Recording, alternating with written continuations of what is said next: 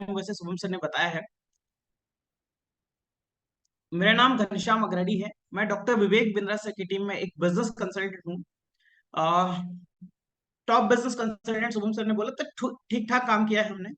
अभी तक लगभग 1 करोड़ 1.5 करोड़ के आसपास का बिजनेस किया है। सो ओवरऑल बड़ा बिजनेस में थोड़ी पहचान है। थोड़े थोड़े लोग मुझे जानते हैं। और मोस्ट प्रोबेबली बड़ा बिजनेस पूरे भारत देश में सिर्फ 9 लोग अपना नवरत्ना बनाती है। और उस 9 लोगों में पूरे भारत देश के आईबीएसएस में से 19 लोगों को सेलेक्ट किया गया था जो टॉप 9 की कैटेगरी में आएंगे। टॉप 19 में मेरा नाम है। अब टॉप 9 में आपको गोवा में पता चलेगा। हमारा इवेंट है गोवा में। ट्रिप भी है, वहीं पे इवेंट भी होगा। सो वहां पे जो भी होगा वो पता चलेगा। बट ओवरऑल ये जर्नी रही है मेरी बड़ा बिजनेस के साथ में, विवेक सर के साथ में। तो स्टार्ट करते हैं सेशन शुभम सर। और हम समझते हैं आज यह 8 पेज ऑफ बिजनेस। वैसे मैं आपको बताऊं, पिछले 2 सालों के बड़ा बिजनेस की जर्नी में, 2 से ढाई सालों की बड़ा बिजनेस की जर्नी में तो मैंने सीखा है।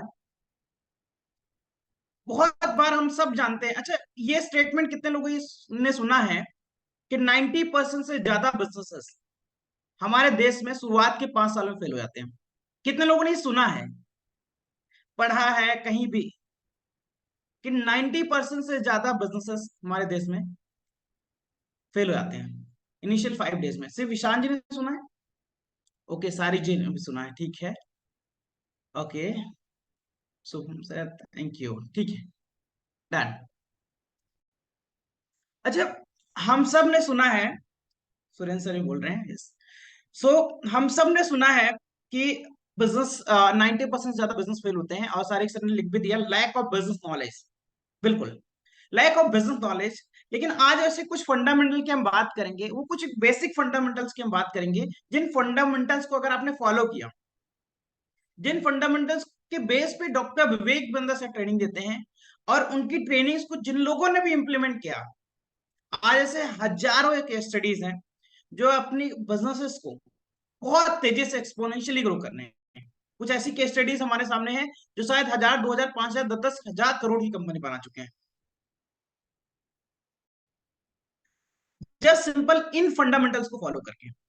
आज मैं आपको बताऊं मेरे बारे में कि मैं आई एम जो आई एम अहमदाबाद है, वहां के इनसाइड आई एम करके एक ब्रांच है, वहां से मैं डिजिटल मार्केटिंग भी कर रहा हूँ। और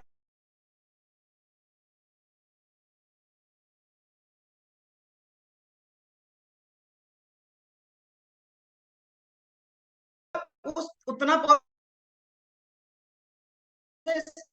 वो लोग सिखाने की कोशिश कर रहे हैं। यानी कि मैं आपको बताऊं, मैंने सिर्फ डिजिटल मार्केटिंग सीखने के लिए लगभग 88,000 रुपीज पे किए वहां पे। लेकिन डॉक्टर विवेक बिंद्रा से इतने अफोर्डेबल प्राइस में उस लेवल के बिजनेस के स्टडी बेस्ड नॉलेज देते हैं जो शायद किसी टॉप बिजनेस कॉलेज,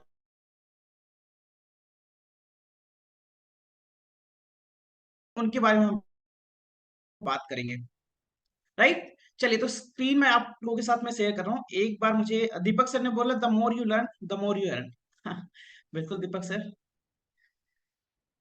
सो अगर मेरी स्क्रीन आप सब लोगों को विजिबल है तो एक बार मुझे कंफर्म जरूर कर दीजिएगा। शुभम यस, सर, विजिबल मेरी है। स्क्रीन है? Okay, thank you so much.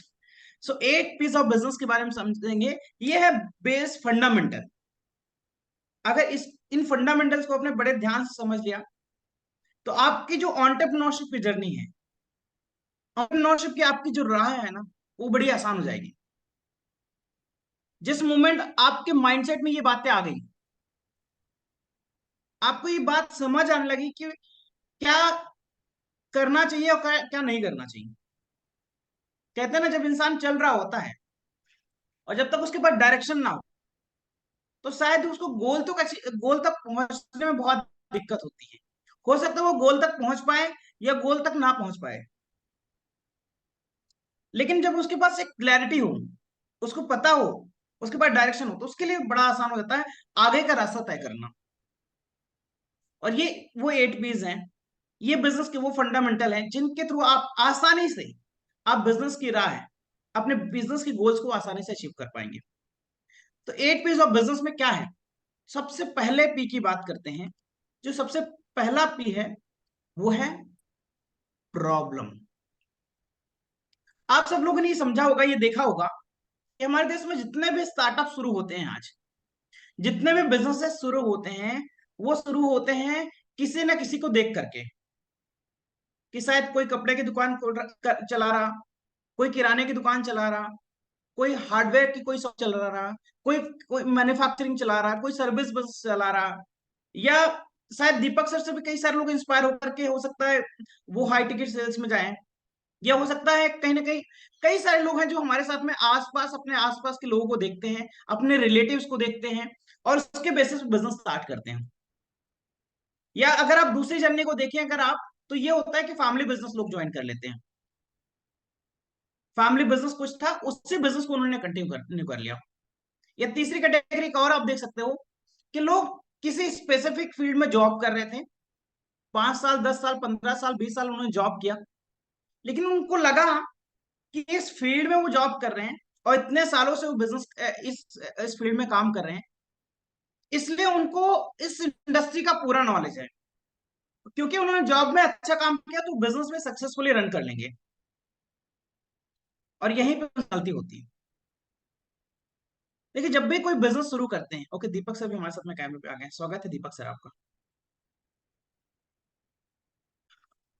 Yes. तो सबसे पहली चीज जो हमें समझने की जरूरत है, वो ये समझने की जरूरत है जब भी हम कोई स्टार्टअप स्टार्ट करते हैं कि दो तरीके के लोग होंगे यहाँ पे। एक जो स्टार्टअप के बारे में सोच रहे होंगे, और जो दूसरे वो लोग होंगे जो ट्रेडिशनल बिजनेस ऑलरेडी कर रहे होंगे। मैं आज हम दोनों की बात करेंगे। ऐसा नहीं कि आप एकदम यूनिक आइडिया अगर आपके पास में आया है तो ही आप बिजनेस में बहुत बड़ा काम कर सकते हो।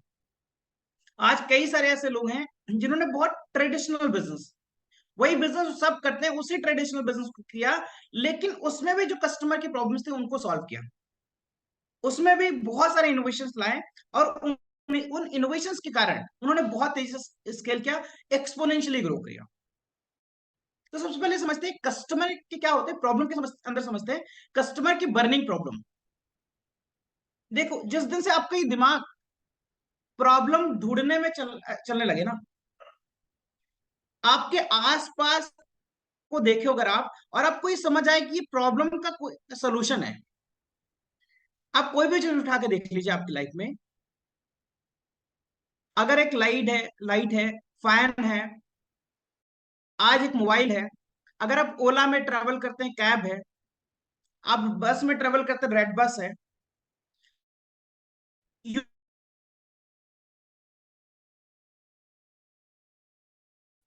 ओके एक बार एनोटेशन को डिसेबल कर देते हैं बिकॉज कोई स्क्रीन पे दीपक सर अगर आप एनोटेशन डिलीवर, जस्ट मैं 1 मिनट में कर दे रहा हूँ। अगर आप सब लोग स्क्रीन से दूर हैं तो ज्यादा अच्छा रहेगा। होस्ट के पास आई थिंक राइट्स होंगे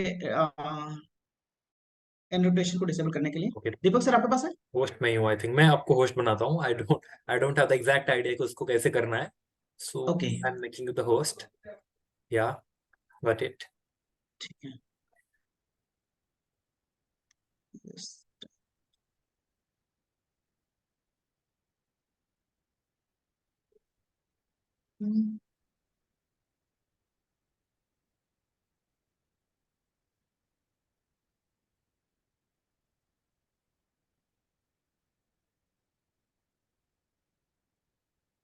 जस्ट मिनट कैसे।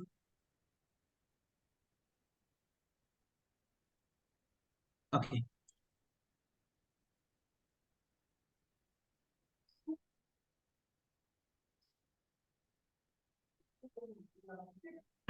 ठीक है डन। चलिए तो अब सबसे पहले हम समझते हैं कि कस्टमर की बर्निंग प्रॉब्लम क्या है। देखो जितने भी बड़े बिजनेसेस आज के डेट में बड़े हुए हैं ना, उसमें सबसे पहले जो कॉमन चीज आप देखेंगे ना, उन्होंने ऐसी बर्निंग प्रॉब्लम देखी जो कस्टमर अपने आप सॉल्व नहीं कर पा रहा था। जैसे अगर आप किसी भी शहर में जाएं, अगर आपको कैब करने में दिक्कत होती है, शायद पहले टैक्सी ढूंढने में, ऑटो ढूंढने में बहुत सारी दिक्कत होती है। आप जिस जगह पर रहते थे वहां से बस स्टैंड में कौन सी बस मिलेगी, किस टाइम में मिलेगी, शायद वो पता नहीं होता था। तो टैक्सी की प्रॉब्लम को सॉल्व करने के लिए ओला आ गया, उबेर आ गया। बसेस की प्रॉब्लम को सॉल्व करने के लिए रेड बस आ गया। ऐसे एन नंबर ऑफ एग्जांपल्स हैं। अगर थोड़ा भी रिसर्च करें, थोड़ी बहुत चीजें आप अपने आसपास की चीजों को देखने की कोशिश करें। तो सबसे पहली चीज, आप अपने आप को एक उस जोन में डालिए जहां पे आप ये समझ पाए, ये समझने की कोशिश करें, ये उस जोन में जा सके जहां पे प्रॉब्लम्स को आइडेंटिफाई करना सीख पाए आप। जब आप प्रॉब्लम को आइडेंटिफाई करना सीख पाएंगे तभी आप सॉल्यूशन की तरफ मूव कर पाएंगे। अगर आपका माइंडसेट वैसा नहीं है ना, तो आपको बहुत चैलेंज आएगा। तो सबसे पहली चीज है, कस्टमर की बर्निंग प्रॉब्लम्स को हमें पकड़ना पड़ता है। और दूसरी चीज, how I can solve it in such a way that my customer can't solve it in his own way. दूसरी चीज क्या करनी है आपको, आपको उसका सॉल्यूशन इस तरीके से निकालना है जिस तरीके से कस्टमर खुद उस प्रॉब्लम को सॉल्व ना कर पा रहा। एट द मोमेंट आप ये स्टार्ट करते हो ना, आप कई बार आपने देखा होगा एक एंटरप्रेन्योर परेशान हो रहा था कि कस्टमर उसके बिजनेस में नहीं मिल रहे हैं, अच्छे एम्प्लॉइज नहीं आ पा रहे हैं, फंड्स नहीं आ पा रहे, बहुत सारे प्रॉब्लम्स फेस करते हैं। लेकिन जिस मोमेंट में आप इस एक प्रॉब्लम सॉल्विंग स्टार्टअप स्टार्ट करोगे ना, आपकी लाइफ से ये सारी प्रॉब्लम्स निकल जाएंगी। तो सबसे पहली चीज, अगर आप बिजनेस कर रहे हो या करना चाहते हो, तो पहली चीज आपको आइडेंटिफाई करना है, कोई ऐसा बिजनेस मॉडल स्टार्ट करना जिसमें आपको कोई बड़ी प्रॉब्लम सॉल्व कर रहे हो। क्लियर हो रहा है यहां तक सारी सारे लोगों को? ठीक है, अब ये बात करते हैं, हम स्टार्टअप की बात कर लिया हमने, लेकिन अब बात करते हैं कि अगर हम ट्रेडिशनल बिजनेस कर रहे हैं, मैं वो कुछ केस स्टडीज देता हूं ट्रेडिशनल बिजनेस की। हमारे एक पार्टिसिपेंट्स है जिनका नाम है पुजारा टेलीकॉम, कई सारे लोगों ने सुना होगा। और 2014-15 के टाइम पे उनके दो स्टोर थे जहां पे एनुअल टर्नओवर वो 5 करोड़ के आसपास के किया करते थे। लेकिन कुछ कुछ उन्होंने इनोवेशन, कुछ ऐसी चीजें सीखी जब यहाँ पे आकर के बिजनेस फंडामेंटल को जब उन्होंने सीखा समझा, तो उन्होंने एक चीज देखी कि पुजारा टेलीकॉम यानी कि उनका मोबाइल एसेसरीज का बिजनेस था। उन्होंने चाहिए हर रिटेलर, आप कोई फोन लेके जाओ उनके रिटेलर की शॉप से, आप ओप्पो ले जाओ, वीवो ले जाओ, एम आई ले जाओ, आप रियल में ले जाओ, आप वन प्लस ले जाओ, कोई भी फोन ले जाओ आप, रिटेलर आपको फोन बेच तो देता है, लेकिन फोन बेचने के बाद वो बोलता है सर सर्विस की जिम्मेदारी मेरी नहीं है। सर्विस के लिए आपको कहां जाना है? सर्विस सेंटर में जाना है। और इससे कहीं ना कहीं कस्टमर बहुत परेशान होता है, तो भाई सर्विस सेंटर कुछ जगह पे अवेलेबल नहीं होते, या जिस टाइम पे जिस तरीके से वो सर्विस करवाना चाहते हैं वो उनको कोई आइडिया नहीं होता उस चीज के बारे में। तो कहीं ना कहीं बहुत सारे कस्टमर को ये प्रॉब्लम आ रही थी। इस प्रॉब्लम को आइडेंटिफाई किया हमारे कस्टमर पुजारा टेलीकॉम ने, और उन्होंने क्या बोला, कोई भी फोन लेके जाओ आप, हमारे यहां से फोन लेके जाओ, लेकिन उसके फोन के बाद सर्विस करने की जिम्मेदारी भी हमारी। यानी कोई भी समस्या आता है आपको सर्विस सेंटर आपको जाने की जरूरत नहीं, आप कहाँ आएंगे, हमारे पास आइए, हम ही आपकी प्रॉब्लम को सॉल्व करके देंगे। और उसकी वजह से उन्होंने बिजनेस के अंदर बहुत तेजी से स्केल किया। जो कस्टमर था वो वहीं से परचेस करके जा रहा था, यानी 10 दुकानें अगर आसपास थी तब भी कस्टमर पुजारा टेलीकॉम को चूज कर रहा था। वो एक धीरे धीरे टॉक ऑफ द टाउन बन गया कि पूरे गुजरात के अंदर अगर मोबाइल लेना तो कहाँ जाना है, पुजारा टेलीकॉम के पास में जाना है। क्योंकि अगर कल कोई भी दिक्कत आती है मोबाइल में, तो सॉल्व करवा के भी मिल जाएगा। और धीरे धीरे जब उन्होंने इस इनोवेशन प्रोसेस में इन बिजनेस फंडामेंटल को समझा और उन्होंने करना शुरू किया, और आज की डेट में बताऊं, वही पुजारा टेलीकॉम जो एनुअल 2 ब्रांचेस के साथ में 5 करोड़ का टर्नओवर करते थे, आज 100 स्टोर के साथ में लगभग लगभग 300 करोड़ का टर्नओवर कर रहे हैं। ऐसा नहीं था कि सिर्फ प्रॉब्लम आइडेंटिफाई करने की वजह से बड़ी ग्रोथ आई, प्रॉब्लम के साथ में और भी कई सारी चीजें हैं। लेकिन सबसे इंपॉर्टेंट चीज है कि जब आप कस्टमर की प्रॉब्लम को सॉल्व करना शुरू कर दोगे ना, तो कस्टमर आपके पास आएगा। अब देखो, अगर आप कहते हैं ना, अगर आप वही करोगे जो सब लोग कर रहे हैं, तो आपको 2-3 चीजों की प्रॉब्लम को आपको मार्केट में फेस करना पड़ेगा। पहला, तो आपके पास वही सामान है सामने, दूसरी वाले आपके बगल में जो दुकान है उसके पास वही सामान है, तीसरी जो दुकान है उसमें भी सही सामान है, तो कस्टमर आपका आपसे डिस्काउंट मांगेगा, आपसे उधारी में सामान खरीदेगा, आपके यहाँ पे आएगा, लेकिन और 10 दुकानें वो जाएगा देखने के लिए। लेकिन अगर आप जोन में जाते हो आप, तो कस्टमर के पास ऑप्शंस नहीं है, कस्टमर आपके पास ही आएगा। राइट? तो प्रॉब्लम को सबसे पहले जो फंडामेंटल में पहला पी है वो है प्रॉब्लम, प्रॉब्लम को आइडेंटिफाई करना है। और इसको हम बहुत अच्छे तरीके से कर सकते हैं स्वॉट एनालिसिस के through, strength, weakness, opportunity and threat. देखो दोनों चीजों करना होता है, खुद का भी हमें शॉर्ट एनालिसिस करना होता है और अपने बिजनेस का भी शॉर्ट एनालिसिस करना होता है। आप कोई किसी ऐसे बिजनेस तो नहीं चले गए जहां पे आपको लगा कि ये प्रॉब्लम तो है लेकिन इसका मार्केट ही बड़ा नहीं है। कुछ ऐसी चीज जिसमें आपको लगा प्रॉब्लम तो है लेकिन आपको लगा कि यार उसके अंदर तो आपके बिल्कुल भी स्किल नहीं है। तो कई बार ना आपको दोनों चीजों को ध्यान में रखना होता है, प्रॉब्लम को और अपने स्ट्रेंथ और वीकनेसेस को शॉर्ट एनालिसिस करना होता है, बिजनेस के को भी शॉर्ट एनालिसिस करना होता है, strength weakness opportunity and threat. इस बिजनेस की स्ट्रेंथ कितनी है, इसके वीकनेसेस क्या हो सकते हैं, वीकनेसेस क्या इन द सेंस कि हमने बिजनेस शुरू किया आज, आज हमने बिजनेस शुरू किया, कल कोई ऐसा कॉम्पिटिटर आए जो बहुत तेजी से बहुत पैसे लगा करके बिजनेस को खत्म कर देगा हमें, कहीं ऐसा तो नहीं है, राइट। अपॉर्चुनिटी क्या है आज इस बिजनेस के अंदर, कितना बड़ा हो सकता है, और थ्रेट्स क्या होते हैं, प्रॉब्लम्स क्या क्या आ सकते हैं, सब चीजों को आपको एनालिसिस करना होता है। जब पहले प्रॉब्लम को आप बहुत अच्छे से समझ जाते हैं तो आप आते हैं सेकेंड प्रॉब्लम पे, वो है आप समझते हैं आपका प्रोस्पेक्ट कौन होगा, आपका कस्टमर कौन होगा।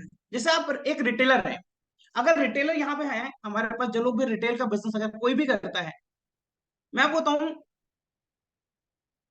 आज कई सारी चीजें होती है रिटेल के बिजनेस ग्रो करने के लिए, लेकिन एक सबसे इंपॉर्टेंट चीज होती है वो है आपका कस्टमर। और कस्टमर के बारे में बोला था रिटेल के बिजनेस में कि सबसे जो बड़ी चीज होती है रिटेल के बिजनेस को ग्रो करने के लिए वो होती है लोकेशन। क्योंकि जो प्राइमरी लोकेशन होती है वहां लगभग लगभग 70 से लेके 80% कस्टमर होते हैं वो प्राइमरी लोकेशन में आते हैं। जो सेकेंडरी लोकेशन होती है वहां पे लगभग होते हैं 25% से लेके 40% तक कस्टमर जाते हैं। और जो थर्सडी लोकेशन होती है ना वहां पे तो कस्टमर कभी आ गए तो बहुत अच्छी हुई। और कई बार आपने देखा होगा लोग बिजनेस स्टार्ट करने से पहले मार्केट रिसर्च नहीं करते कि भाई जो बिजनेस स्टार्ट करने वाला हूँ वहां पे जो जो प्रोडक्ट्स एंड सर्विसेज में बेचने वाला हूँ वो मेरा बायर कौन होगा, या कोई भी प्रोडक्ट आप बना रहे हो आपका बायर कौन होगा, सबसे पहले आपका प्रोस्पेक्ट कौन होगा, आपका कस्टमर कौन होगा, उसके बारे में आपको रिसर्च करनी होगी। वो मेल होगा फीमेल होगा, राइट, किस एज ग्रुप का कैटेगरी का होगा, वो आप बोल सकते हैं कि एक टीनेजर होगा, किड्स के लिए होगा, या आप मेंस के लिए बना रहे हो वुमेन्स के लिए, यानी थोड़ी सी आपको मार्केट रिसर्च करनी होगी। और जब मार्केट रिसर्च करोगे तो आप समझ पाओगे एग्जैक्ट कि इस इंसान की क्या प्रॉब्लम है, इसके लिए मैं क्या सोल्यूशन बनाऊंगा, राइट। तो मार्केट रिसर्च को बड़े ध्यान से समझिएगा, बहुत इंपॉर्टेंट है।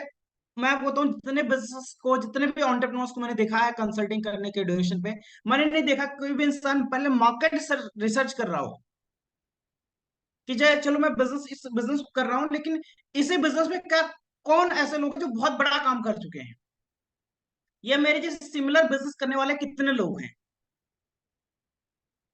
और बिजनेस वो कर रहे हैं अगर तो उनके बिजनेस में वो क्या प्रॉब्लम्स फेस कर रहे हैं, राइट। जब आप मार्केट रिसर्च करते हो ना तो आपके लिए चीजें बहुत आसान हो जाती है, आप समझ पाते हो क्या स्टेप्स आपको लेना है क्या स्टेप्स आपको नहीं लेना है। नेक्स्ट इसके अंदर एक प्रोस्पेक्टिंग के ड्यूरेशन पे आप बहुत अच्छी टेक्निक है जिसे बोलते हैं बैंड टेक्निक, यानी बजट अथॉरिटी नीड और टाइमलाइन। आप जिस जो प्रोडक्ट्स बेचने वाले हो आप देख लो कि वो प्रोडक्ट अफोर्डेबल है कि नहीं है, जिस जिस कस्टमर को आप बेचना चाह रहे हो, जिस लोकेशन पे आप बेचना चाह रहे हो। अगर आप किसी ऐसे टायर 2 टायर 3 में सिटी में बेचना चाह रहे हो जहां पे शायद नायका का बिजनेस ना चले, क्योंकि वहां पे हो सकता है 5,000 8,000 10,000 15,000 का शूज खरीदने वाले लोग ना हो, लेकिन किसी आप टायर 1 सिटी में जाओगे बहुत अच्छा चलेगा आपको बिजनेस। तो सबसे पहले जब आप मार्केट रिसर्च करते हैं तो बैंड टेक्निक को आपको फॉलो करना होता है कि भाई पहली चीज देखे आपने बजट, कि जो आपका बायर है उसका बजट क्या है, कितना पैसा वो खर्च करता है, उसकी बाइंग कैपेसिटी क्या है, उसका बाइंग बिहेवियर क्या है। नेक्स्ट है अथॉरिटी, क्या वो डिसीजन मेकर वो खुद ही है, यानी खरीदने का डिसीजन वो खुद ही लेता है या कोई और लेता है। जैसे आज हम बड़ा बिजनेस के अंदर और हमारा एक प्रोडक्ट है बिलियनर्स ब्लूप्रिंट, इसके अंदर हमारा जो बायर है वो एक स्टूडेंट है जिसमें हम डिप्लोमा दे रहे हैं, लेकिन जो डिसीजन मेकर होता है उसके पेरेंट्स होते हैं। बायजूस को अगर आप देखें तो क्या होता है, बायर कौन होता है, वो बच्चा होता है जो क्लासेस को अटेंड करता है। लेकिन डिसीजन मेकर कौन होता है, उसके पेरेंट्स होते हैं। यानी आप इसके अंदर अथॉरिटी चेक करते हैं कि यहाँ पे डिसीजन मेकर कौन होगा। उसके बाद होता है उसकी नीड, उस चीज की जो आप प्रॉब्लम सॉल्व कर रहे हैं, जो प्रोडक्ट आप बना रहे हो, उस कस्टमर को नीड कितनी है। दो चीजें होती हैं, उसको ऑप्शन है, जरूरत है तो ले भी सकता, नहीं भी ले सकता। ये नहीं लिया तब भी काम चलेगा, क्या ऐसा है क्या? अगर नहीं भी लिया तो भी काम चल सकता है, तो समझ लीजिए वो बिजनेस बहुत तेज, बहुत बड़ा नहीं होने वाला है। यानी उस प्रोडक्ट की नीड कितना है आपके कस्टमर को, वो समझना है आप। और नेक्स्ट चीज है कि वो खरीदेगा कब। आप प्रोडक्ट तो बना दोगे, लेकिन खरीदेगा कब वो, राइट? तो आपको ध्यान रखना है ये सब चीजें। तो आप पहले चीज हमने देख लिया, पहली प्रॉब्लम, पहला पी हमने देखा क्या, प्रॉब्लम, और दूसरा पी हमने देखा वो है प्रोस्पेक्ट। ठीक है, नेक्स्ट में चलते हैं हम, सॉरी, वो है पीपल। दो चीजों को हमने कर लिया, प्रॉब्लम्स भी आइडेंटिफाई कर लिया आपने, प्रोस्पेक्ट आपने कर लिया, कस्टमर आपका समझ लिया, और आप बिजनेस अब शुरू कर रहे हो। अब अगर बिजनेस शुरू कर रहे हो तो आप ध्यान रखना है आपको, वो है पीपल, यानी मैन पावर। इसमें कई तरीके की मैन पावर आती है, चाहे वो आपका पार्टनर हो सकता है जो बिजनेस में आपके आपके साथ में पार्टनर बनने वाला होगा, या शुरुआती के आपके एम्प्लॉइज हो सकते हैं, या आप एग्जिस्टिंग बिजनेस कर रहे हैं, वो आप एम्प्लॉय हो सकते हैं। और बड़े ध्यान से इस बात को समझिएगा, राइट मैन पावर अगर आपके पास है तो आपको एक्सपोनेंशियली ग्रो कर सकती है, आपको अर्श से फर्श पे पहुंचा सकती है। और अगर रॉन्ग मैन पावर है आपके पास में तो आपको फर्श से अर्श तक पहुंचा सकती है। बड़े ध्यान से इस बात को समझिए। और लोगों को चूज करना, लोगों को बहुत कम, और ये बहुत बड़ी बड़ी कला है। इसमें ना एक एक जो टॉप बिजनेस कॉलेज है वहां पे एक साइकोलॉजिकल असेसमेंट होता है, जब भी किसी भी एम्प्लॉय को हायर करना होता है बिजनेस में। तो कई सारे लोगों ने यहाँ पे शायद पढ़ा भी होगा कि चार तरीके के लोग होते हैं, action man, people man, process man और आइडिया मैन। आपको अब देखना होता है कि आप किस रोल के लिए किस पर्सन को हायर कर रहे हो आप। और ये जो असेसमेंट्स होते हैं ये होते हैं कुछ क्वेश्चंस के बेस पे। अगर आप लोगों के पास ये क्वेश्चंस नहीं है तो एक बार आप शुभम सर से बात करिएगा। शुभम सर आपको वो क्वेश्चंस, वो साइकोलॉजिकल असेसमेंट जो होता है, वो असेसमेंट की चीजें प्रोवाइड कर देंगे, जिससे आप समझ पाओगे कि आप पीपल मैन हो, क्या प्रोसेस मैन हो, क्या आइडिया मैन हो, क्या एक्शन मैन हो, राइट? तो आप बिजनेस के लिए किस चीज के लिए हायर करें आप। जैसे आप मान लीजिए आप अपने इन्वेंट्री मैनेजमेंट के लिए हायर कर रहे हैं, आप एमआईएस बनवाने के लिए आप हायर कर रहे हैं, और आपने धोखे से एक्शन मैन हायर कर लिया। जिंदगी में उतना वर्स्ट काम करके देखा ना, आप सोच भी नहीं सकते हो। आप सेल्स पर्सन हायर कर रहे हैं आप, और आपने प्रोसेस मैन हायर कर लिया, काम खत्म हो जाएगा। तो आपको राइट मैन पावर हायर करना आना चाहिए। और राइट मैन पावर के हायर करने के साथ में आपको उनके इफेक्टिव केआरए और केपीआईज बनाने आने चाहिए, किस की रिस्पॉन्सिबिलिटी एरिया और की परफॉर्मेंस एरिया। यानी आप उनके रोल और गोल डिसाइड करना आपको आना चाहिए। कई बार एम्प्लॉय आता है और उसको पता ही नहीं होता वो करे क्या, उसको इधर भी भगा रहे उधर भी भगा रहे हैं, ये भी काम करना वो भी काम करना है, या फिर कुछ भी काम नहीं है। यानी पूरा दिन वो ऑफिस में है लेकिन उसको पता ही नहीं एग्जैक्टली उसको करना क्या है, या पूरा दिन काम करने के बाद भी कोई प्रोडक्टिव आउटपुट नहीं निकाल पा रहा। जब आप साल भर बाद उसको कोई प्रमोशन देते हो, अप्रेजल देते हैं, आप तो समझ ही नहीं पाते किसको देना है, क्योंकि उसकी परफॉर्मेंस को आपने ट्रैक ही नहीं किया प्रॉपर तरीके से। तो इफेक्टिव केआरए और केपीआईएस को बिल्ड करना बहुत जरूरी है बिजनेस के। अगर आप किसी टॉप अच्छे एम्प्लॉय को लेके आ रहे हैं, कोई ऐसा इंसान जो शायद एक्सपर्ट है, जैसे मैं आपको एग्जांपल देता हूँ, रितेश अग्रवाल जी का नाम कितने लोगों ने सुना है? रितेश अग्रवाल जी का नाम सुना है आप लोगों ने? एक बार चैट बॉक्स में बताइए अगर आप रितेश अग्रवाल का नाम सुना है। यस, यस, यस, ओके, ठीक है। हम सब जानते हैं रितेश अग्रवाल जी फाउंडर हैं ओयो ओयो रूम्स के। उन्होंने जो बिजनेस स्टार्ट किया था, उनके बिजनेस का जो पहला एम्प्लॉय है वो IIM से पढ़ा हुआ होता है। आप सोचिए आपके बिजनेस में IIM बंदा कोई आएगा? आप अफोर्ड भी नहीं कर पाओगे और वो आएगा भी नहीं। लेकिन जब आपका कोई बिजनेस मॉडल बहुत यूनिक हो ना, तो आप ई सॉप दे करके आप अच्छे एम्प्लॉयज को अपने बिजनेस, जब आपके business आपसे ज्यादा नॉलेज रखने वाले लोग, आपसे ज्यादा टैलेंटेड लोग अगर आपके बिजनेस में नहीं है ना, आप समझ जाना कि आपका बिजनेस ग्रो नहीं होने वाला, बहुत तेजी से बहुत बड़ा काम नहीं करने वाले हैं। अगर आपके बिजनेस में आपसे ज्यादा टैलेंटेड मैन पावर नहीं। हाँ, यहाँ पे कई सारे लोगों के सवाल होते हैं सर कि मैं अगर बिजनेस में अपने से अच्छा एम्प्लॉय लेके आता हूँ तो कल वो मुझे छोड़ करके अपना खुद का बिजनेस शुरू कर देता है, यानी मेरा ही कॉम्पिटिटर बन जाता है। ये कुछ दिन मेरे यहाँ पे काम करता है, 3 महीने 6 महीने मेरे यहाँ काम करता है, और सीखने के बाद मेरे ही कॉम्पिटिटर को ज्वाइन कर लेता है। तो अगर आपको बिजनेस के फंडामेंटल, आपको शायद HR के पीपल मतलब HR यानी ह्यूमन रिसोर्सेज के बारे में आपको डिटेल क्लैरिटी नहीं है, और इसके बारे में आपको स्टडी करना चाहिए, आपको सीखना शुरू करना चाहिए कि बिजनेस में HR अच्छे एम्प्लॉय कैसे लाया जाता है, उनको रिटेन कैसे किया जाता है, उनको ट्रेन कैसे किया जाता है, एक राइट कल्चर कैसे क्रिएट किया जाता है ऑर्गेनाइजेशन के अंदर।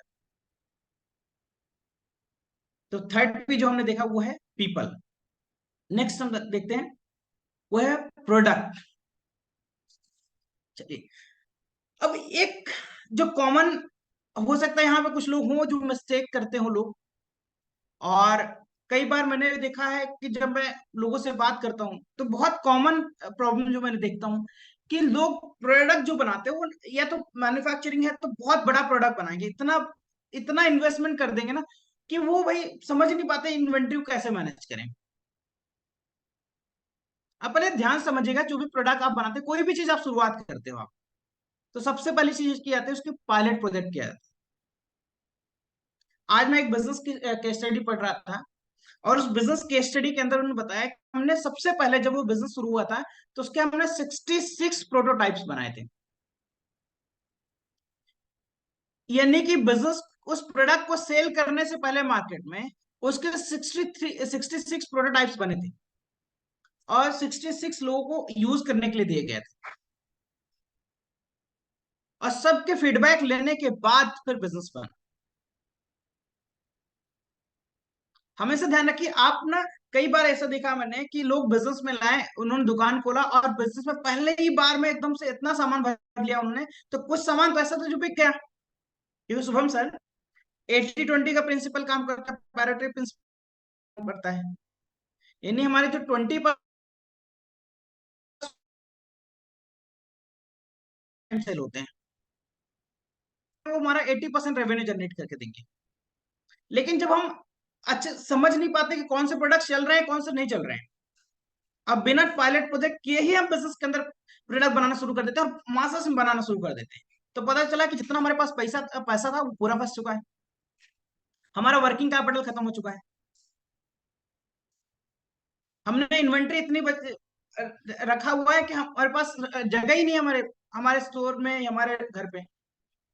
यानी सबसे पहली चीज, जब आप बिजनेस स्टार्ट करते हो, बिजनेस शुरू करने में आपको बहुत पैसा निवेश नहीं करना, बहुत बड़ी इन्वेस्टमेंट के साथ शुरुआत नहीं करना। सबसे पहली चीज करना है आपको पायलट प्रोजेक्ट करना है, छोटे से शुरुआत करनी है, आपको कस्टमर के इंसाइट्स लेने, कस्टमर के आपको फीडबैक लेने, और जब आपको पायलट प्रोजेक्ट ठीक लगे, आपको समझ आने लगे। देखो मैं आपको बताऊं, कई बार आपने देखा होगा केस स्टडी में पढ़ते हैं यूट्यूब के बारे में, आप हम सब यूट्यूब यूज करते हैं, लेकिन आपको तो यूट्यूब प्लेटफॉर्म कभी था ही नहीं जब वो आया था। यूट्यूब प्लेटफॉर्म एक इमेज शेयरिंग प्लेटफॉर्म था, लेकिन वहां से आज अलग, आज देखिए आप यूट्यूब कहां पहुंच गए। यानी आपका प्रोडक्ट में आपको कस्टमर बताता है उसको क्या नीड है, राइट है। तो आपको पायलट प्रोजेक्ट जब आप करते हैं तो वो आप समझ पाते हैं कि एग्जैक्टली आपको क्या बनाना है और क्या नहीं बनाना है, क्या बेचना और क्या नहीं बेच पाना। नेक्स्ट है रिस्क मैनेजमेंट। रिस्क मैनेजमेंट इसी के अंदर आता है जब फाइनेंशियल फोरकास्टिंग करते हैं आप। रिस्क मैनेजमेंट में फाइनेंशियली अगर आप समझेंगे तो फाइनेंस को बड़े ध्यान से समझाया जाता है। आज जितने बिजनेसेस फेल हो रहे हैं उसमें, अगर जितने बिजनेस फेल हो रहे हैं उसमें अगर आप बिजनेस फेलियर में से आप संख्या देखेंगे तो 84% बिजनेसेस फेल होते हैं just because of financial mismanagement. अब ऐसा क्यों होता है? क्योंकि या तो फाइनेंस में या तो सीए नहीं होते हैं, या तो वो फाइनेंस में एमबीए नहीं होते हैं, वो कभी समझ नहीं पाते। और मोस्ट ऑफ द लोग सीए पे डिपेंडेंट होते हैं। सीए देखो डिपेंडेंट हो कोई बुरी चीज नहीं, लेकिन आपको फाइनेंशियल स्टेटमेंट समझ आना चाहिए। आपके बिजनेस में कितनी एसेट्स है, कितनी लायबिलिटीज आपको समझ आनी चाहिए। आप बिजनेस कर रहे हैं, अगर आपको बिजनेस में क्रेडिट में बिजनेस करना पड़ता है, कई सारे लोग ऐसे होंगे शुभम सर जो क्रेडिट में बिजनेस करते होंगे। मैंने एक कस्टमर से बात किया, लगभग 1 साल पहले की बात है। उन्होंने, अच्छा। उनका बिजनेस था, एग्री का बिजनेस था, महाराष्ट्र से ही है वो। और एनुअल टर्नओवर बहुत अच्छा, 3 स्टोर है उनके, और लगभग लगभग 10 करोड़ के आसपास का टर्नओवर है। उस 10 करोड़ के टर्नओवर में उनका प्रॉफिट जो है वो 8-9% के आसपास है, 8% के आसपास का निकलता है नेट प्रॉफिट। जब मैं नेट प्रॉफिट पूछा मैंने तो बताया कि लगभग लगभग हमारा 8% के आसपास का प्रॉफिट है। लेकिन मैंने पूछा फिर अगला क्वेश्चन जब मैंने उन्हें पूछा, ये नहीं क्या 10 करोड़ का 8% निकालोगे आप, यानी मोटा मोटा 70 से 80 लाख रुपए साल का, इतना ही राइट, होता है। Right, right.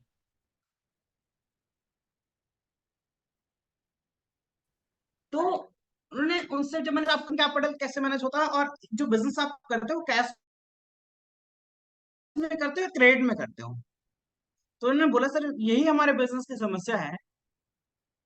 आज हमारा लगभग 80 लाख रुपए से ज्यादा पैसा हमारा मार्केट में फंसा हुआ है। आप समझ सकते हो, उनका नेट प्रॉफिट है, यानी प्रॉफिट जो बुक्स में वो प्रॉफिट दिख तो रहा लेकिन नेट प्रॉफिट हाथ में नहीं। वर्किंग कैपिटल के रोलिंग के लिए उन्होंने बैंक से लगभग पैसा और जिन इंटरेस्ट दे रहे थे पे कर रहे थे। अगर आप नेट प्रॉफिट अगर आप उनको कैलकुलेट करना भी नहीं है, क्योंकि अगर वो इंटरेस्ट पे कर रहे हैं तो उनका प्रॉफिटेबिलिटी उनके हाथ में कहाँ है? लेकिन वो फाइनेंशियली चीजों को समझ नहीं पाते, फाइनेंशियल स्टेटमेंट की चीजों को अच्छे से क्लियर नहीं करते। यहाँ पे दिक्कत होती है। कई बार इंसान क्या करता है, बिजनेस कर रहा होता है और अपने ही बिजनेस से, अपने बिजनेस के पैसे से वो अपनी बाकी चीजें भी चला रहा होता है। वो अपनी बाकी एक्सपेंसेस, घर के कोई प्रोग्राम्स हो गए, कोई भी चीजें हो गई, वो बिजनेस से ही पैसा निकाल रहा है। सर जब आपके बिजनेस से आप पैसा निकालोगे, यानी शरीर से आप ब्लड निकाल रहे हो। मोस्ट ऑफ द एंटरप्रेन्योर्स को आप समझ लीजिए, वो बिजनेस से पैसा कभी नहीं निकालते, एक फिक्स सैलरी लेते हैं। आप छोटे बिजनेसमैन हो या बड़े बिजनेसमैन हो, आपको एक सैलरी फिक्स करना चाहिए। अब वो सैलरी आपकी 10,000 भी हो सकती है, 20,000 भी हो सकती है, 50,000 भी हो सकती है, डिपेंड ऑन आपका बिजनेस क्या है। क्रेडिट कंपनी का नाम सुना है आप लोगों ने? क्रेडिट कंपनी के ऑनर है मिस्टर कुणाल। शायद हमारे देश की $1 बिलियन कंपनी है, $3 बिलियन के आसपास कंपनी है वो। आज वो कंपनी, सोम सर, आज भी अभी प्रॉफिटेबल नहीं है, क्योंकि उनका बिजनेस मॉडल अलग है। लेकिन उस पर्सन का मैं आपको बताऊं, कुणाल जो उनके फाउंडर हैं, 10,000 रुपए सैलरी लेते हैं। इंसान सोच भी नहीं सकता कि इतनी बड़ी कंपनी का मालिक 10,000 रुपए सैलरी लेते हैं। उनका एक स्टेटमेंट है कि जब तक मेरी कंपनी प्रॉफिटेबल नहीं हो जाती तब तक मैं यहां से सैलरी, राइट? तो आपको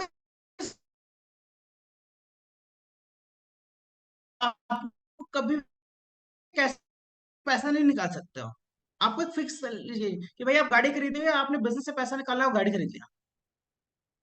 आपको कभी घूमने का मन हुआ और आपने ट्रिप प्लान किया और आपने बिजनेस के पैसे से आपने ट्रिप प्लान कर ली।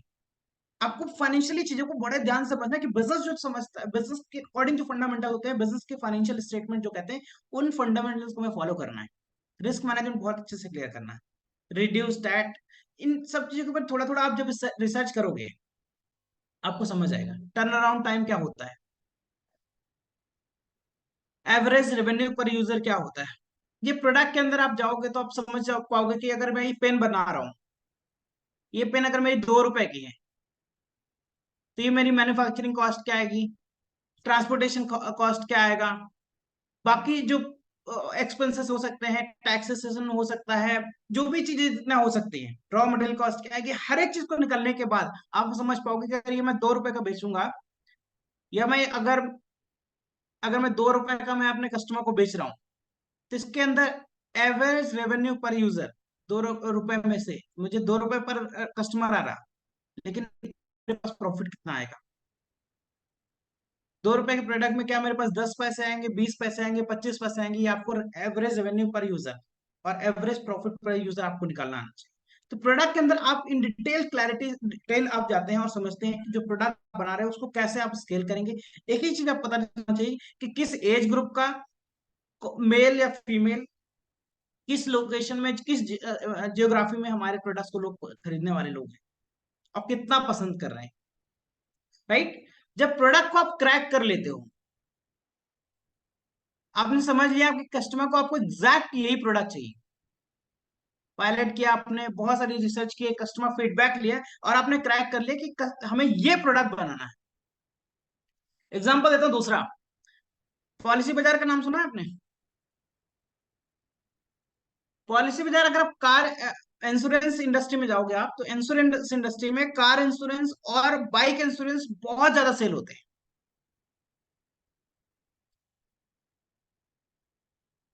लेकिन पॉलिसी बाजार सबसे ज्यादा टर्म इंश्योरेंस सेल करता है, टर्म इंश्योरेंस, लाइफ इंश्योरेंस ये सेल करता है।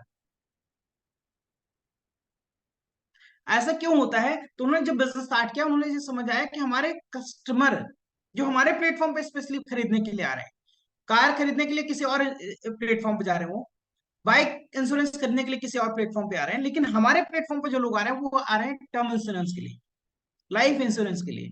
जबकि हेल्थ इंश्योरेंस सबसे ज्यादा ट्रेंडिंग है शायद, लेकिन उससे ज्यादा किसी और प्लेटफॉर्म में सेल हो रहा था वो। राइट? तो उन्होंने जो अपनी स्ट्रेटजी बनाई उसके अकॉर्डिंग बनाया। तो आपको समझना है, आपके प्रोडक्ट को सही सही समझना है कस्टमर्स के इनसाइट्स लेने के बाद। उसके बाद आता है नेक्स्ट जो है प्राइस एंड पोजिशनिंग। तो प्राइसिंग बड़ा ध्यान रखना पड़ता है। अगर आप प्राइसिंग को क्रैक नहीं किया, आपने ये प्राइसिंग को नहीं समझाना है, आपने बहुत दिक्कत आएगी। कुछ बिजनेसेस में मैंने एक चीज देखी है शुभम सर, कि क्योंकि किसी एक प्रोडक्ट में उनका प्रॉफिटेबिलिटी बहुत अच्छी है, तो उन्होंने क्या किया, एक दूसरे प्रोडक्ट में उन्होंने उस प्रोडक्ट की प्राइसिंग निकाली नहीं और बेचे जा रहे हैं। और मैन्युफैक्चरिंग कॉस्ट में, उनकी मैन्युफैक्चरिंग कॉस्ट अगर आ रही है मान लीजिए 100 रुपए, तो वो 80 रुपए में बेच दे रहे हैं, क्योंकि उन्होंने उनके एक बिजनेस से ना एक एक प्रोडक्ट से बहुत अच्छा प्रॉफिट आ रहा है, तो उन्होंने कभी प्राइसिंग ठीक से निकाली नहीं। या फिर उन्होंने जो बिजनेस कर रहे हैं, उन्होंने ये प्राइसिंग को ये नहीं देखा कि मैं इस प्राइसिंग को कैसे सही कर सकता हूँ। अगर सब लोग वही प्राइस बेच रहे हैं, इसको मैं कैसे मैनेज कर सकता हूँ, क्या मैं इसके अंदर इनोवेशन ला सकता हूँ? इसके ऊपर मैं आपको एक स्टडी देता हूँ। थायरोकेयर के बारे में शायद आप सारे लोगों ने सुना होगा। थायरोकेयर का नाम थायरोकेयर इसलिए पड़ा है क्योंकि वो थायराइड का टेस्ट करते थे। बेसिकली जब डॉक्टर वैल्यूमनेशन ने इस इंडस्ट्री में काम करना शुरू किया, और मैं आपको बताऊं, जब उन्होंने अपना लेबोरेटरी टेस्ट किया, अपना लेबोरेटरी स्टार्ट किया और उस बिजनेस में जब काम करना शुरू किया, उन्होंने देखा कि थायराइड के जब उन्होंने टेस्ट देखा, तो मार्केट में थायराइड का टेस्ट होता था 500 रुपए का होता था। एक थायराइड टेस्ट होता था 500 रुपए का। लेकिन उनके उसके पीछे उन्होंने साइंस देखी कि 500 रुपए का ये टेस्ट होता क्यों है एक्चुअल में। तो उन्होंने को ये समझ आया कि जो ट्यूब है जिसमें टेस्ट करना होता है वो आते हैं 100 रुपए की। जिस वेंडर से वो खरीदते हैं वो ट्यूब मिलती है उनको 100 रुपए में, और फिर टेस्ट वगैरह करने के बाद, सारी चीजें करने के बाद, एक इंसान लेबोरेटरी में उससे 500 लेता है कस्टमर से। उन्होंने इस चीज को समझा कि अच्छा ये ट्यूब जो 100 रुपए की मुझे मिल रही है, ये बनती कितने रुपए की है। तो उनको ये बात समझ आई कि वही जो ट्यूब जो 100 रुपए में खरीद रहे थे, वो बन रही थी 10 रुपए में। अब यहां से गेम चेंज होता है। उन्होंने सोचा कि इसकी जो ट्यूब है वो हम खरीदेंगे नहीं, हम वेंडर से खरीदेंगे नहीं ये, लेकिन जबकि ये ट्यूब हम खुद ही बनाएंगे। और वो एक ट्यूब की उन्होंने मैन्युफैक्चरिंग स्टार्ट की, उसके ऊपर काम करना शुरू किया। वही जो ट्यूब 10 रुपए खरीद 100 रुपए खरीदते थे, 10 रुपए में उनको आने लगी। और उसके बाद उन्होंने थायराइड का टेस्ट शायद 80 रुपए या 100 रुपए कर दिया। उनके कॉम्पिटिटर बड़े हैरान हो गए, दिमाग उनका खराब हो गया। भाई, टेस्टिंग ट्यूब ही 100 रुपए की आती है, तुम 80 रुपए में कैसे टेस्ट कर सकते हो? ये नहीं, ये तो 20 लॉस में जा रहा है, लॉस में बिजनेस कर रहा है। और इस तरीके से स्टार्ट होती कहानी, स्टार्ट होती थायराइड थायरोकेयर की।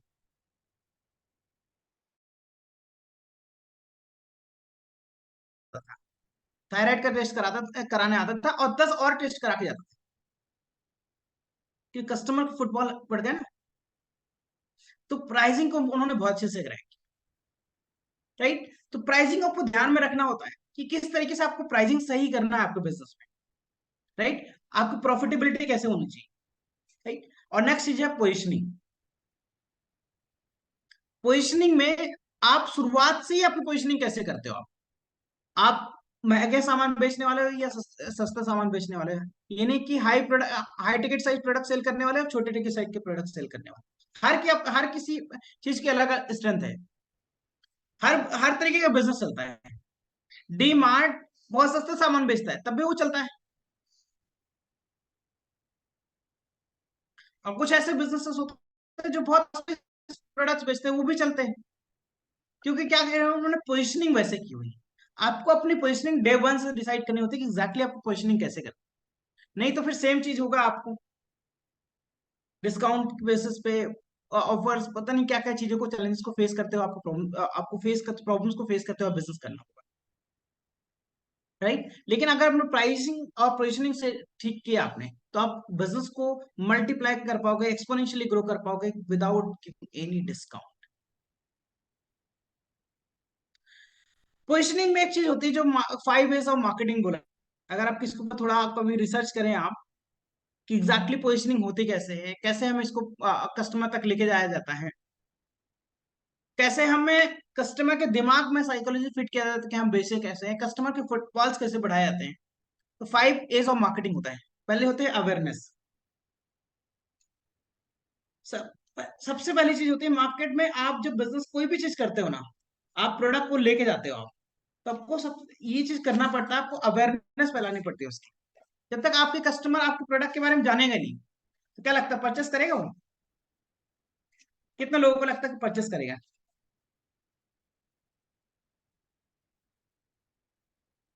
तो एग्जैक्टली यही चीज समझने की कोशिश करिए आप, क्योंकि जब तक आपको क्या करना होगा, मार्केटिंग करनी होगी। सबसे पहले अवेयरनेस होती है।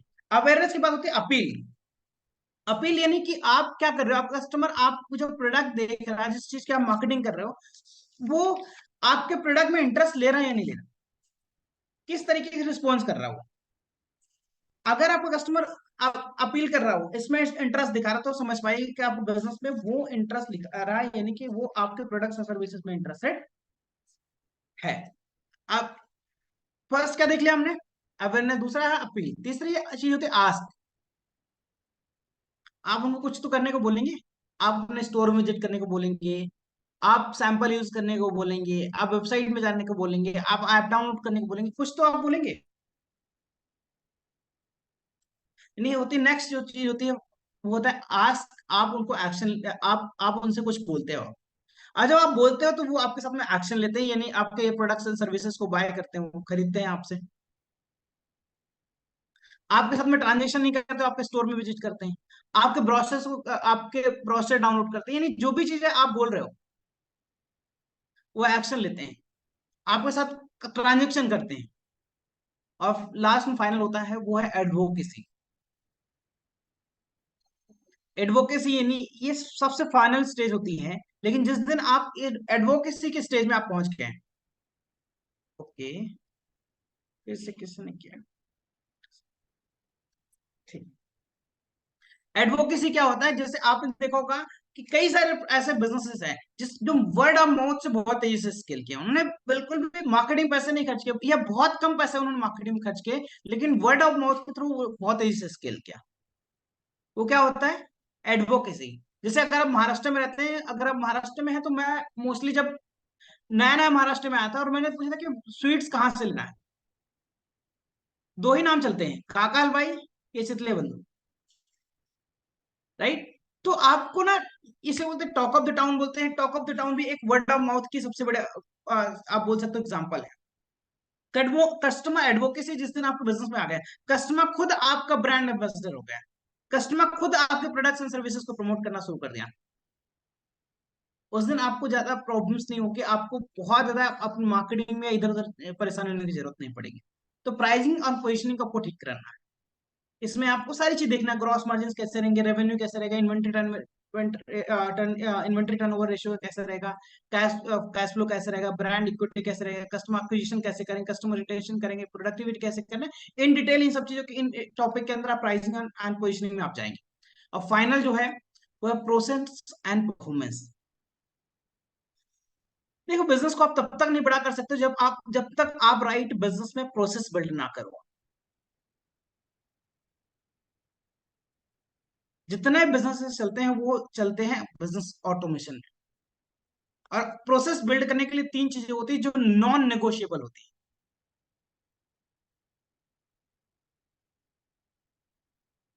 सबसे पहला होता है पीपल।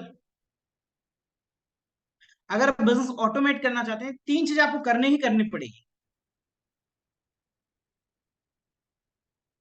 पहला पीपल, दूसरा है प्रोसेस, और तीसरा है टेक्नोलॉजी। ये 3 P's है अगर आप ऑटोमेट करना चाहते हैं बिजनेस को। अगर अपनी तीन चीजें की आपने, तो आपका बिल्ड होगा एसओपी, स्टैंडर्ड ऑपरेटिंग प्रोसीजर। और स्टैंडर्ड ऑपरेटिंग प्रोसीजर हर एक चीज में लागू हो सकता है। सपोज मान लीजिए आप एम्प्लॉय हायरिंग कर रहे हो, और एम्प्लॉय हायरिंग के लिए आप क्या करते हो, आपका बहुत ज्यादा टाइम जाता है एम्प्लॉय हायरिंग में। तो आपने प्रोसेस क्या बना दिया कि आपके बिजनेस के लिए ये 10 स्किल की जरूरत होती है। ये 10 स्किल है जो आपके बिजनेस में, आपके यहाँ पे जो बिजनेस है उस बिजनेस में हायरिंग के लिए, या एक एम्प्लॉय जो आपके यहाँ पे आएगा, उसके अंदर ये 10 स्किल होनी ही होनी चाहिए। अगर आप देखते हो क्या कि आपको हायरिंग करना पड़ता है, उसको ट्रेन करना पड़ता है, उससे अच्छा एक प्रोसेस आपने बिल्ड कर दिया है कि वो आप उसको एक ट्रेनिंग प्रोसेस में डाल दिया, एक ट्रेनिंग मैनुअल में डाल दिया आपने, कि आप हायरिंग से पहले ये 10 चीजें सीख के आओगे, जो हम सिखा रहे हैं इसको पढ़ के आओगे अच्छे से।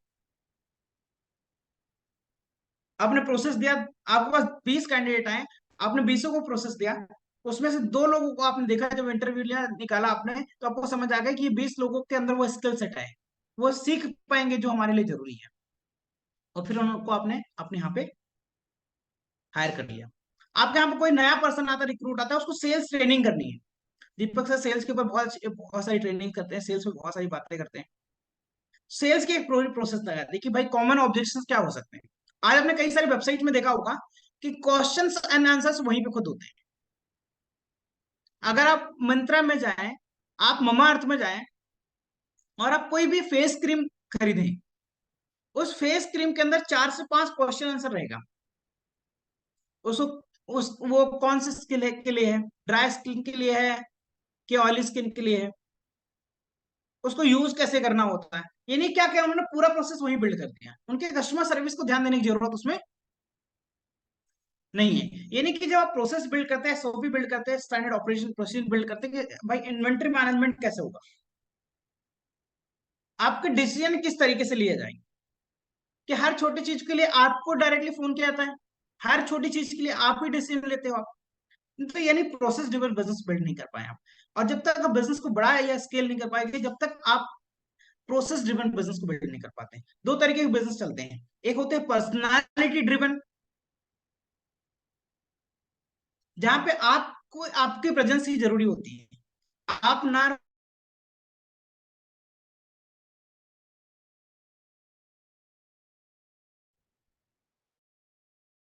तो जब आप प्रूफ करते हैं आप, तो आप ऑटोमेट करते हैं। और ऑटोमेट जब बिजनेस आपका होता है, तो आप बहुत तेजी से कर पाते हैं। और जब आप स्केल कर पाते हैं, प्रोसेस लिया आपने, तो आप कर पाते हैं, आप सेल्स आप कैसे, आपके प्रॉफिट बढ़ रहे हैं,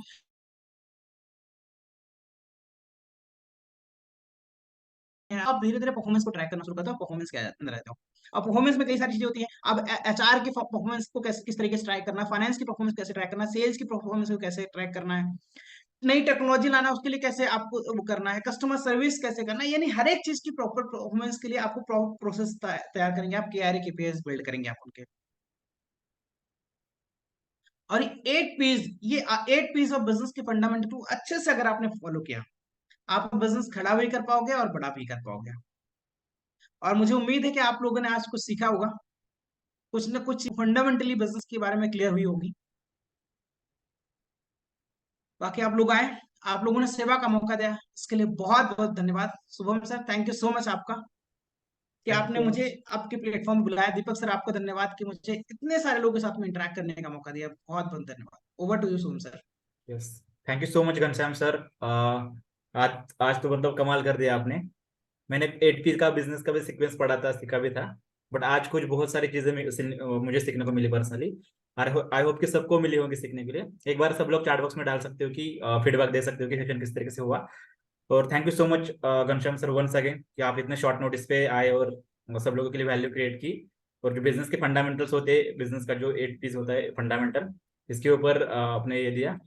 तो thank you so much everyone. Ghanshyam sir, अभी 8 बज चुके हैं। हम 5 मिनट और क्वेश्चन आंसर सेशन रखते हैं। किसी के अगर क्वेश्चंस होंगे तो हम क्वेश्चंस लेते हैं और देन उसके बाद हम रैप अप करते हैं मीटिंग को। ओके, बिल्कुल बिल्कुल किसी को शुभम अगर सर। क्वेश्चन होगा तो आप हैंड रेज कर सकते हो, मैं आपको अनम्यूट करूंगा। आई थिंक चैट बॉक्स में कुछ क्वेश्चंस आए हैं घनश्याम सर। कोको करके कोई तो है जिन्होंने पूछा है कि सर मुझे एम्प्लॉयज हायर करने में प्रॉब्लम आती है, तो उसका कोई सोल्यूशन है क्या? घनश्याम सर। दीपक सर, ओप्पो सर के नाम से जो भी है सर, अगर आप थोड़ा और स्पेसिफिक हो सकें कि एग्जैक्टली किस चीज का बिजनेस करते हैं आप, और तो और डिटेल में हम इसका आंसर कर सकते हैं अच्छे से। राइट, सो ओप्पो जी, पहले तो आपका नाम बता दीजिए, आपका नाम क्या है? चंदा मैम सर, 5A को फिर से बता दीजिए, 5A को फिर से बता दीजिए। ठीक है, फर्स्ट है अवेयरनेस। शुभम सर, हम्म। अगर आप लिख सके तो चैट बॉक्स में लिख दीजिए अवेयरनेस। दूसरा है अपील। ओके। हम्म। तीसरा है आस्क। हम्म। फोर्थ है एक्शन। ओके। और फिफ्थ है advocacy. Great great, okay. Cosmetic का बिजनेस है, किरण देशमुख सर का नाम है, and hmm he has the business of cosmetic. तो एग्जैक्टली हायरिंग दो तरीके की होती है, राइट? एक होती है स्किल्ड लोगों को हायर करना, एक होता है अनस्किल्ड लोगों को हायर करना। तो कॉस्मेटिक में मतलब हायरिंग सेल्स की अलग होती है कुछ, और बाकी डिपार्टमेंट की अलग अलग हायरिंग होती है। तो किरण सर, आप अनम्यूट हो सकते हो, अनम्यूट होकर आप बता सकते हो एग्जैक्टली कि आप कहाँ पे प्रॉब्लम फेस कर रहे हो, so that we can help you in that. Hand raise कर लीजिए किरण सर एक बार, यस, तो मैं आपको आपको अनम्यूट अनम्यूट करूंगा करने की किरण सर। परमिशन दे। Yes. Hello. Good evening. Hello. Good मेरी इवनिंग आवाज आ सर। रही है? यस यस आ रही सर। आवाज। हाँ सर, मुझे ये प्रॉब्लम आया। अभी मैंने कम से कम 10-12 बार पेपर में ऐड डाली। ओके, कस्टमर मतलब एम्प्लॉय है।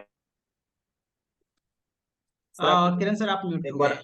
एक बार अनम्यूट करो सर, आप म्यूट पे हो। तरीके से भेज पे हूँ। अच्छा, ओके। आ गया सर, आवाज आ रहा है? यस यस आ हेलो। रहा है सर। हाँ, तो मुझे मतलब ये नहीं कि मैंने 15-20 हजार तो उसमें ही डाल दिया पेपर ऐड में। ओके, एम्प्लॉय मेरे हम्म। तक आता था, लेकिन मतलब उसकी एक्सपेक्टेशन थोड़ा पेमेंट के हिसाब से थी, तो मैंने पेमेंट भी बढ़ा के दिया, लेकिन वो ठीक नहीं रहा। मैंने उस हिसाब से उसको ट्रेनिंग भी देने की कोशिश की। ओके, तो आप बिजनेस में आप एम्प्लॉय हायर कर रहे हैं, लेकिन आपके एम्प्लॉय टिक नहीं पाते हैं, राइट? ये बोल रहे हैं सर आप? ओके सर, एक लेकिन वो आगे जो है तो मतलब कंटिन्यू नहीं कर रहे हैं। ओके, तो इसके पीछे के कुछ स्पेसिफिक आपने देखा एग्जैक्टली क्या रीजंस होते हैं?